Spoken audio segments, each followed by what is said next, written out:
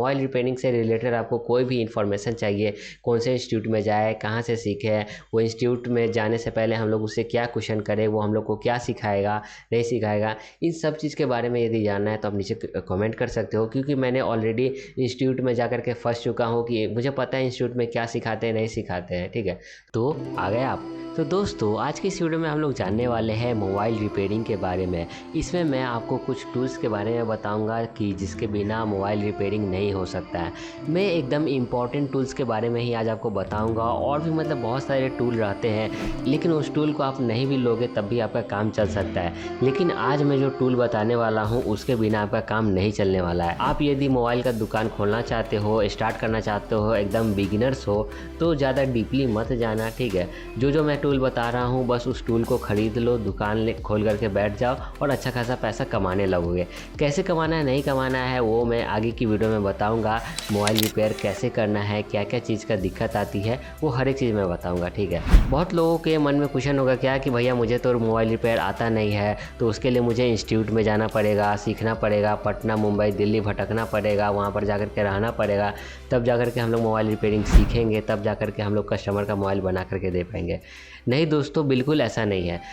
अगर आप पटना इंस्टीट्यूट में चाहे दिल्ली इंस्टीट्यूट में नहीं भी जाते हो तो आप घर बैठे आप मोबाइल रिपेयरिंग का काम सीख सकते हो और अच्छे से सीख सकते हो। इतना अच्छे से सीख जाओगे कि कस्टमर को आप मोबाइल बना करके दे सकते हो और पैसा भी कमा सकते हो, वो भी अच्छा खासा।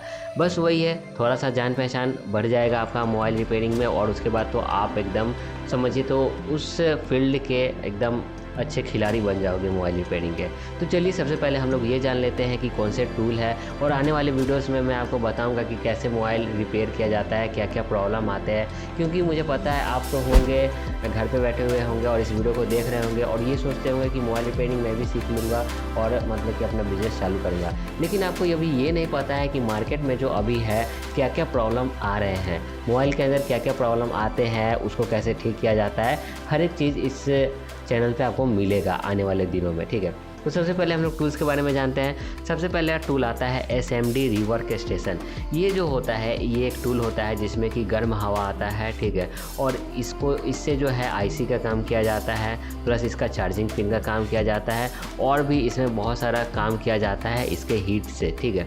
तो ये तो बहुत ज़्यादा नेसेसरी होता है ये टूल, क्योंकि इससे आप चार्जिंग पिन बनाते हो, कोई भी बैटरी कनेक्टर का पिन हो गया उसको बनाते हो, या फिर कोई भी IC को निकालना हुआ वो बनाते हो, या फिर तो कोई भी छोटे छोटे कंपोनेंट्स को निकालना हो बहुत अच्छे से, तब आप इसका ज़्यादा यूज़ करते हो। लेकिन हाँ, इसका यूज़ बहुत सावधानी से किया जाता है, नहीं तो मदरबोर्ड जल भी सकता है या फिर डिस्प्ले जल भी सकता है। तो ये बहुत ज़्यादा इंपॉर्टेंट टूल है। उसके बाद आता है LCD सेपरेटर। ये क्या करता है ना, डिस्प्ले और टच को मतलब कि काटता है बीच से, ठीक है। वो हम लोगों को काटना पड़ता है। ये क्या करता है, वो डिस्प्ले को पकड़ के रखता है, मतलब कि एक वैक्यूम बना करके रखता है और उसको हीट प्रोवाइड करता है डिस्प्ले को, ताकि वो जो डिस्प्ले जो है हीट लेकर के पूरे उसके अंदर जो ग्लू चिपका हुआ रहता है डिस्प्ले और टच के बीच में, उसको वो छोड़ सके और आप अच्छे से काट लो।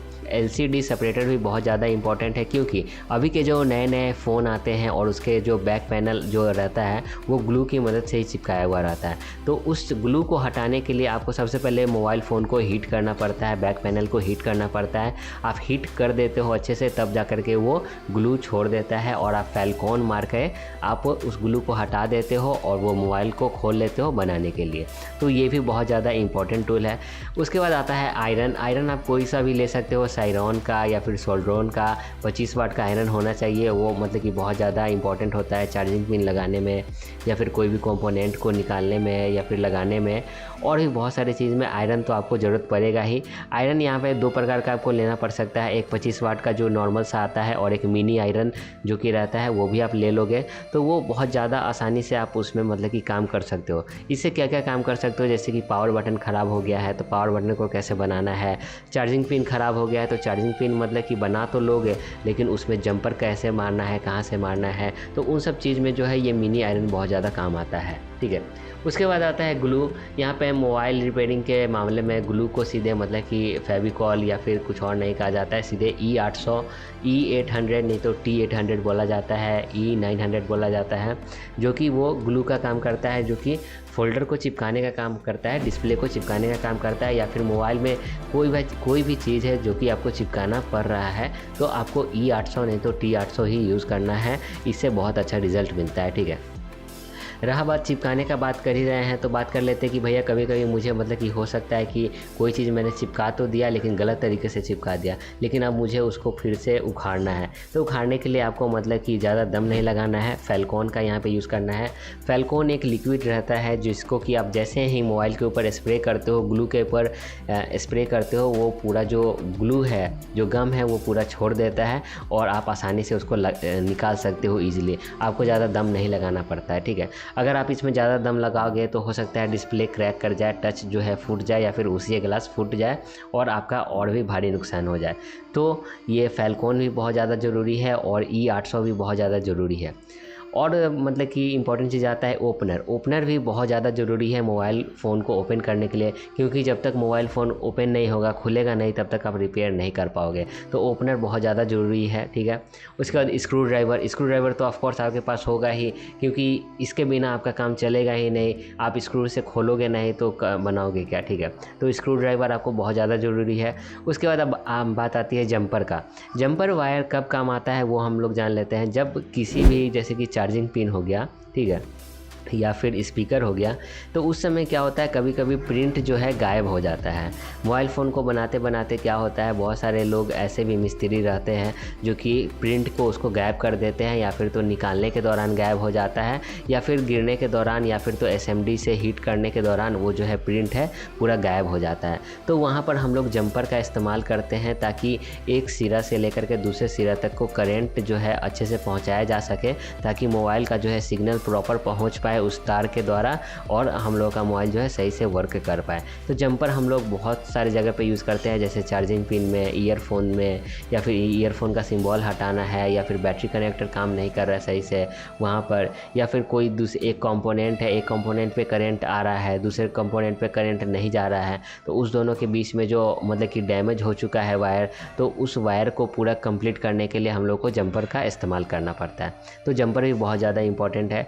उसके बाद आपको सेलो टेप चाहिए, वो जो वाइट कलर का आता है टेप, आप वो भी ले सकते हो, या फिर तो एक अलग से येलो कलर का टेप आता है जो कि हीट को वो एब्जॉर्ब कर लेता है, आप वो टेप का इस्तेमाल कर सकते हो। ये मतलब कि बहुत ज़्यादा काम देगा। आप डिस्प्ले या फिर फोल्डर ये सब उसमें लगाओगे, मोबाइल में फिट करोगे, तो ये मतलब कि टेप उस समय कुछ देर के लिए लगा करके छोड़ना पड़ता है, ताकि वो जो ग्लू है अच्छे से मतलब कि उसको चिपका दे और वो जो फोल्डर है अच्छे से फिट हो जाए। तो इसका भी हम लोग को बहुत ज़्यादा इस्तेमाल लेना पड़ता है। उसके बाद बात आती है कैंची का, सीज़र। ये भी आपका बहुत ज़्यादा इंपॉर्टेंट टूल है, क्योंकि जब आप जंपर मतलब कि मारोगे तो वहाँ पे सीज़र बहुत ज़्यादा ज़रूरी है कि भाई कितना दूर का मतलब कि कितना वायर चाहिए, तो उस वायर को काटने के लिए जंपर चाहिए होता है। आप सोच रहे हो कि सीधे हाथ से ही तोड़ देंगे और काम चला लेंगे, तो ऐसा नहीं होता है। आप जैसे ही हाथ से तोड़ने जाओगे पता चलेगा क्या कि जंपर आपने जहाँ पर सोल्डरिंग किया है सीधे वहाँ से ही उखड़ गया। तो इस समय बहुत ज़्यादा दिक्कत आती है, तो उस समय हम लोगों को सीज़र लेना ही पड़ता है। और बहुत सारे केस में क्या होता है, चार्जिंग पिन जब हम लोग लगाने जाते हैं तो उसका जो मतलब कि बहुत सारा ऐसा पार्ट रहता है जो कि हम लोग को काट करके हटाना पड़ता है। तो उस समय हम लोग सीज़र या फिर मतलब कि एक कटर का यूज़ कर सकते हैं जो कि इसको काटने का काम करता है। और हम लोग को ज़रूरत पड़ सकता है पेस्ट का। पेस्ट क्या होता है, जब हम लोग आयरन का इस्तेमाल करते हैं तो वहाँ पर पेस्ट का भी इस्तेमाल किया जाता है, प्लस वायर का भी इस्तेमाल किया जाता है, जो कि वो उसको गलाने का काम करता है और उसको सोल्ड करने का काम आता है, मतलब जोड़ने का काम करता है। ठीक है, तो वहाँ पर पेस्ट हम लोग, ये बात हमेशा याद रखना, यदि आपको कोई भी चीज़ को सोल्डरिंग करना है, उसको सोल्ड करना है, जोड़ना है, तो वहाँ पर यदि आप पेस्ट का इस्तेमाल करोगे तो वो जो सोल्ड हुआ है वो बहुत ही ज़्यादा मजबूती से पकड़ेगा, मतलब स्ट्रॉन्ग पकड़ेगा। और यदि आप पेस्ट को इस्तेमाल नहीं करते हो, ऐसे ही मतलब कि जोड़ दोगे, तो वो बहुत ज़्यादा कमज़ोर रहता है। जैसे कि एग्जांपल में आप ये ले सकते हो, एक ईंट को दूसरे ईंट से जोड़ने के लिए हम लोग जैसे सीमेंट का यूज़ करते हैं, बालू सीमेंट ये सब का घोल बना करके डालते हैं दो ईंट के बीच में, तो वैसे ही तब जा कर के हम लोग का जो वो ईंट है, वो जो दीवार है, मजबूत होता है। तो वैसे ही जब हम लोगों को दो वायर को या फिर दो कंपोनेंट के बीच में किसी भी चीज़ को सोल्डरिंग करना रहता है तो हम लोग पेस्ट डालते हैं ताकि उसको वो एकदम स्ट्रॉन्ग बना दे, स्ट्रांगली से वो पकड़ ले और उसको वो छोड़े नहीं। और यदि पेस्ट नहीं डालते हो तो वो बहुत ज़्यादा कमज़ोर होता है। लेकिन यहाँ पर ये भी मायने रखता है कि पेस्ट आप कौन से कंपनी का यूज़ कर रहे हो, क्योंकि देखो जैसे कि अंबुजा सीमेंट है, अंबुजा सीमेंट ने अपना जो है एक इमेज बना लिया है कि हाँ वो बहुत ज़्यादा स्ट्रॉन्ग है, ठीक है। तो इन सब के मामले में भी पेस्ट आता है, ठीक है। कंपनी का पेस्ट यूज़ करोगे तो वो बहुत ज़्यादा अच्छा से काम करेगा, बहुत ज़्यादा अच्छा से सोल्ड करेगा, स्ट्रांगली सोल्ड करेगा और वो जल्दी छोड़ेगा नहीं। और यदि कोई लोकल पेस्ट आप यूज़ करोगे तो वो मतलब कि पकड़ेगा ही नहीं जाए, वो मतलब कि यूज़फुल हो जाएगा, उसका कोई काम ही नहीं है, ठीक है। तो इसका मैं कंपनी बता देता हूँ। पेस्ट जो आता है क्विक का आता है, क्विक कंपनी का आप यूज़ करो, ये बहुत ज़्यादा अच्छा है। और जब मैं पेस्ट का बात कर ही रहा हूँ तो मैं यहाँ पे वायर का भी यूज़ कर लेता हूँ, मतलब बता देता हूँ कि वो कौन सा वायर रहता है जो कि वो गल जाता है और प्लस मतलब कि वो उसको चीज़ को सोल्ड कर देता है, ठीक है। तो इसमें भी कंपनी आता है, कंपनी आप बूम बूम का ले सकते हो। बूम बूम का वायर जो है बहुत अच्छा आता है, रिज़ल्ट अभी तक मुझे बहुत अच्छा मिला है इसका। या फिर तो आप भारती का ले सकते हो, ये भी एक कंपनी है, बूम बूम भी कंपनी है, भारती भी कंपनी है। इस दोनों कंपनी का जो वायर है बहुत ज़्यादा अच्छा है मोबाइल रिपेयरिंग के लिए, क्योंकि इसका मेल्टिंग पॉइंट बहुत ज़्यादा अच्छा रहता है और अच्छे से ये काम करता है, ठीक है। उसके बाद हम लोग का और ज़रूरत पड़ सकता है desolder wire. Desolder wire का कब ज़रूरत पड़ता है मैं आपको ये बता देता हूँ। जैसे कि आपको चार्जिंग पिन बनाना है, चार्जिंग पिन बनाओगे तो उसमें बहुत सारा खांच रहता है जिससे कि चार्जिंग पिन को मजबूती दिया जाता है, ताकि जो आप चार्जिंग पिन लगाते हो तो वो वहीं पर टिका रहता है। और यदि उसको मजबूती नहीं दिया जाएगा तो चार्जिंग पिन आप जैसे ही मतलब कि चार्ज करोगे मोबाइल को, वैसे ही वो पिन जो है अंदर की तरफ ऑटोमेटिक चला जाएगा, मतलब कि वो चार्जिंग जो पॉइंट है, चार्जिंग जैक है, वो अंदर घुसेगा ही नहीं। तो इसलिए हम लोगों को डिसोल्डर वायर को यूज़ करना पड़ता है उस ढांचे को मतलब कि पूरा अच्छे तरीके से साफ़ करने के लिए। अच्छे से जब साफ़ हो जाता है तो हम लोग चार्जिंग पिन को डाल करके अच्छे से फिर उसको सोल्ड कर देते हैं और उसको मजबूती दे देते हैं चार्जिंग पिन को, ताकि वो जो है बहुत ज़्यादा मजबूत हो जाए। उसके बाद आप यहाँ पे इस्तेमाल कर सकते हो पीसीबी होल्डर। पीसीबी होल्डर बहुत ज़्यादा मतलब कि आपको फ़ायदा देगा यदि आप बिगिनर्स है तो। यदि आपका हाथ बैठा हुआ है तो आप मतलब कि पीसीबी होल्डर के बिना भी काम कर सकते हो, लेकिन यदि आप बिगिनर्स हो तो पीसीबी होल्डर का इस्तेमाल करना, क्योंकि कभी कभी छोटे छोटे कंपोनेंट जो रहते हैं मोबाइल के अंदर थोड़ा सा हिल जाने की वजह से अगर एक कंपोनेंट दूसरे कंपोनेंट से सट गया तो समझो तो मोबाइल डेड भी हो जाता है, ठीक है। तो ये सब है बेसिक्स टूल्स मोबाइल रिपेयरिंग के, आप ये सब ले लो और उसके बाद आप अपने दुकान का ओपनिंग कर सकते हो और अच्छे से इसे कमा सकते हो। और जिन लोगों का सवाल है कि भैया मुझे तो मतलब मोबाइल रिपेयरिंग आता ही नहीं है, मुझे मोबाइल रिपेयरिंग सीखने के लिए पटना इंस्टीट्यूट या फिर इधर उधर जाना पड़ेगा, 30-40 हज़ार रुपये खर्च करना पड़ेगा तब जा कर के हम लोग सीख पाएंगे, तो मैं बताता हूँ कि भैया तुम लोग बेवकूफ़ हो।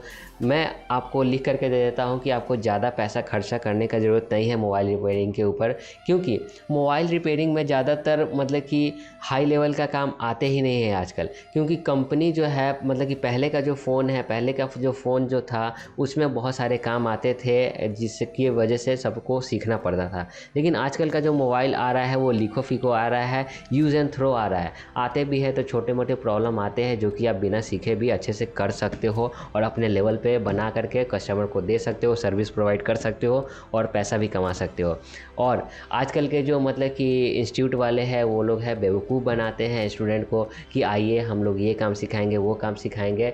ज़्यादातर इंस्टीट्यूट में सब कोई जाते हैं आईसी का काम सीखने के लिए। तो हाँ, ये चीज़ मैं कह सकता हूँ, यदि आपको आईसी का काम करना है तो आपको मतलब इंस्टीट्यूट में जाना चाहिए।